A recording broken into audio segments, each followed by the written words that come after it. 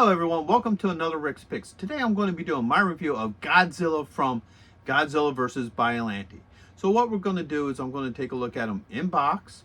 Then I'm going to take a look at the figure himself and his accessories. And also I'm going to take a look at him with the Biollante figure to see how well these two, go together.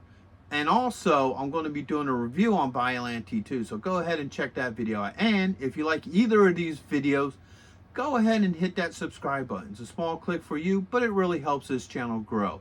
So, without any further ado, let's get to the review.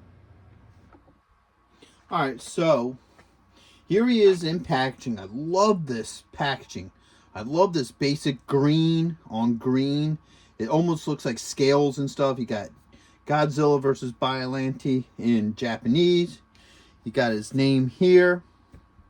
Spin it around this way. You got more of that dark green on light green shell, which is really nice. Godzilla vs. Biollante in, English. Alright. Then you look at the top. You got the Ultimates logo there. Okay. Open it up, and there he is, man. That's a beautiful looking figure. I love how it displays all of his different features and accessories. So this is really cool looking. All right. Spinning around this way. You get, the other part of the open shell. It looks like it's being ripped and broken open. I really love that effect to it. And then on the back here, you got, Godzilla in Japanese, Godzilla, a little bit about, the Heisei era. Now, I would like to have seen a picture of Godzilla here from, this movie. I mean, yeah, that's a nice picture of Biollante in the second stage, which unfortunately neither of these figures are. It's Biollante in the first stage and then Godzilla. I think I would have rather seen a picture of Godzilla here instead of Biollante, but, that's just, my pet peeve with it. Spin it around this way. You get, more of that ripped and open look. Bring it up to the top. You got the Ultimates. And your bottom, you got your Legal and Skew. So, with all that being said, let's open him up and see what he's about. So, before we start this review, I want to tell you all about a little independent film that's going to be debuting at the end of this month. It's called My Ninja. It's the meme that became a movie. And it's going to be debuting on July 30th at 6:00 p.m. Eastern Standard Time on the humongous 420 YouTube channel. And it's written, directed, edited, and arranged by Byron Bassett. And it's brought to you by Jump the Shark, Animimi Studios, and Shit Shack Productions. With voice talents from Chris Farley, aka Black Man, Byron Bassett, Gail Kahn, Red Eye Reviews, and also Buff Pro. Special guests include John Migolo, Humongous Fungus of Urungus, Psycho Destructo, Kenny Blankenship, and many more. This is the only movie where the extended credits and blooper scenes is longer than the movie itself. Now, this is a story of one man with the wrong hands who is inadvertently trying to settle a long-time family dispute once and for all. And just remember, support your local ninja union. And also Ninja Mart. Chop smart. Shop Ninja Mart. So I hope you all join us for this film. I'm going to put all the links you're going to need in the description, such as, merchandise, how to support the channel itself, and also the 2 trailers for the movie. So back to the review.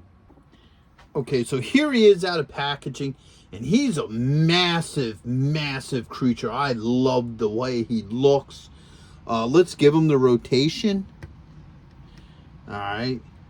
I mean, this is definitely Godzilla in all his glory.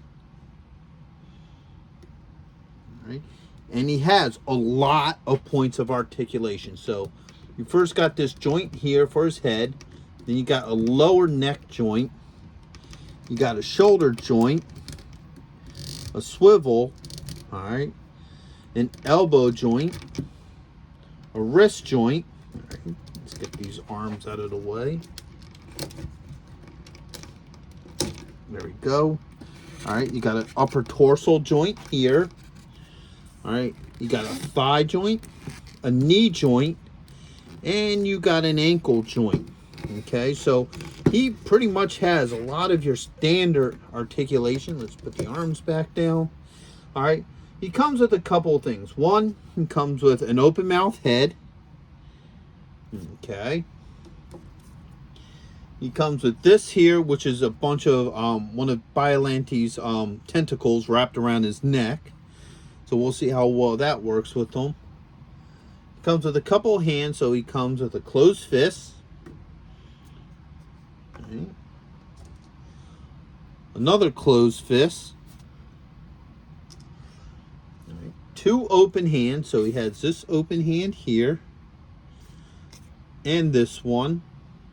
Okay.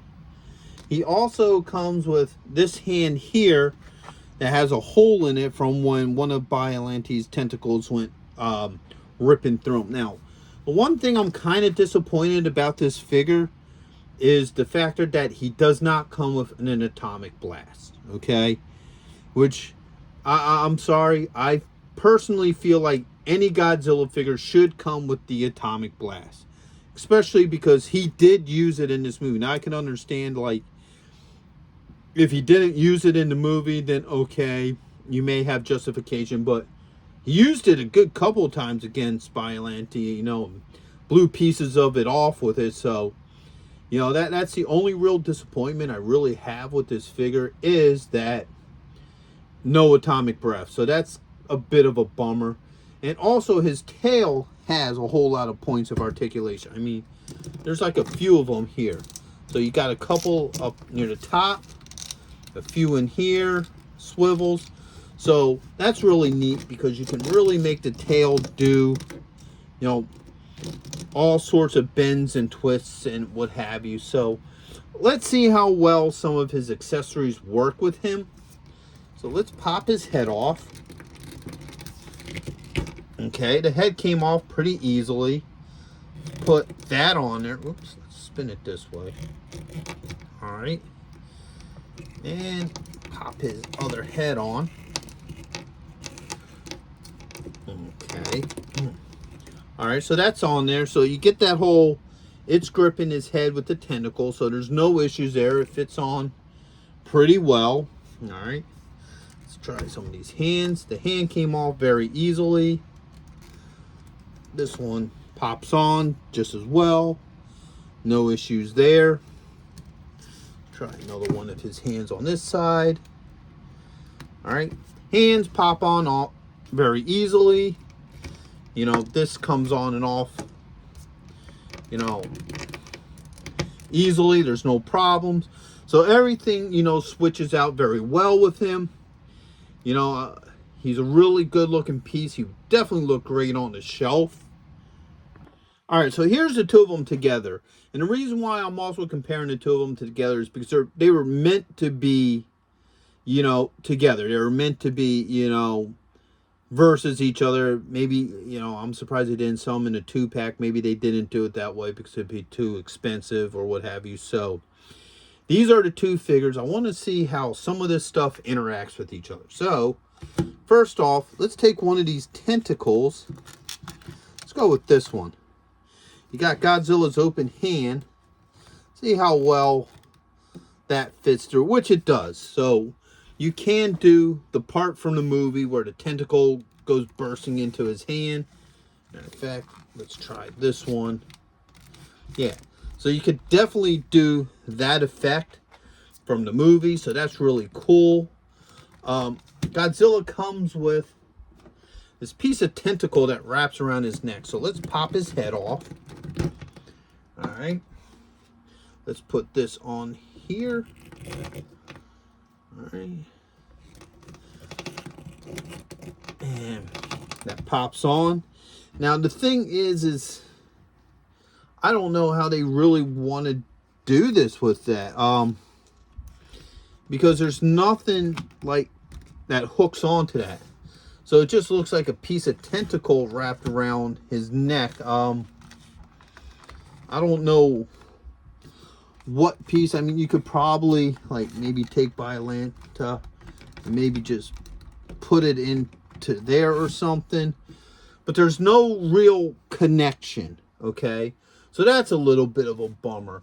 Like, you would think that if they were going to have a piece of, you know, tentacle wrapped around Godzilla's neck, you would think that they would find some way for one of these to connect to, you know, his neck, which unfortunately it doesn't. It's just kind of like a neck brace, I guess, just around his neck. So, you know, maybe if you play around with it and what have you, you could probably maybe make it so it looks like one of these tentacles, you know, does, you know, wrap around the neck. But for the most part, there's no real system in doing that. Now, you get these heads here that Godzilla rips off. Actually, he blasts some of them off.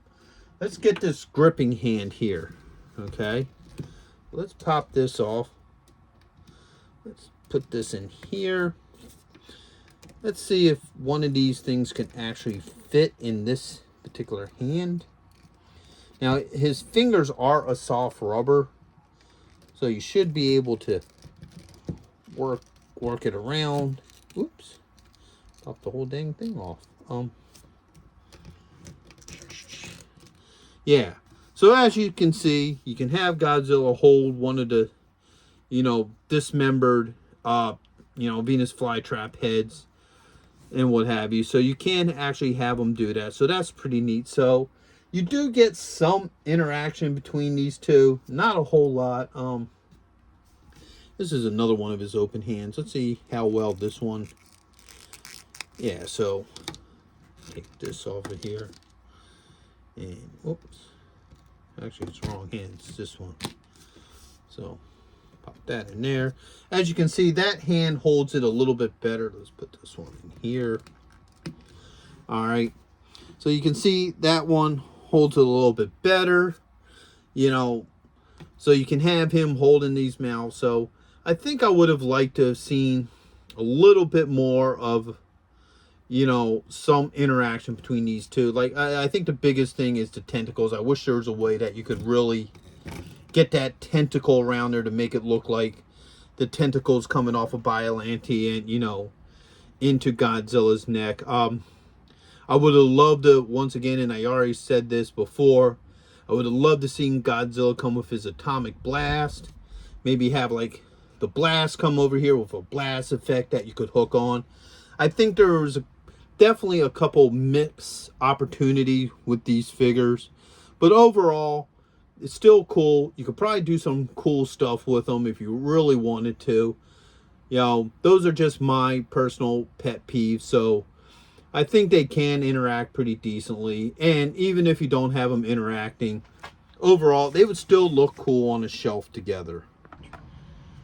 All right, so overall, he's a really great figure. I love the way he looks.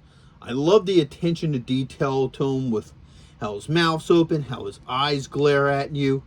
You know, all the points of articulation. Like I said, the only big disappointment I have with this figure is that he didn't come with atomic breath.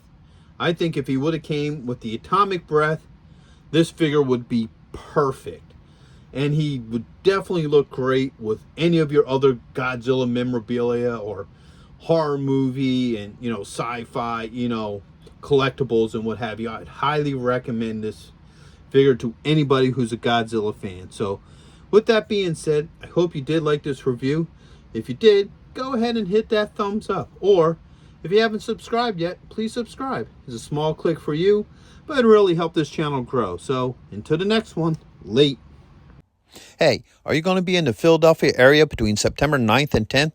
If so, check out RetroCon. It's affordable. They have lots of great vendors. There's going to be cosplay competitions, celebrities, and much, much more. So go ahead and check out the link in the description. And also, Samuel J. Jones is going to be there, better known as Flash Gordon. So check it out. Greg Evigan will be there, best known for BJ and the Bear, My Two Dads, and Tech Wars. Voice actress Kathy Garver will be there, the one and only Firestar from Spider-Man and His Amazing Friends. RetroCon has been taken over by the Dukes, so we got Tom Walpad, John Snyder, and Kathy Batch, Luke, Bo, and Daisy, alongside with the Jersey General representing the Dukes of Hazzards. Yee-haw! Next on our list, all the way from Cybertron, the hit rock band Cybertronic Spree. And check this out, the rare Hasbro Proton Pack as a raffle prize. Now you can't beat that.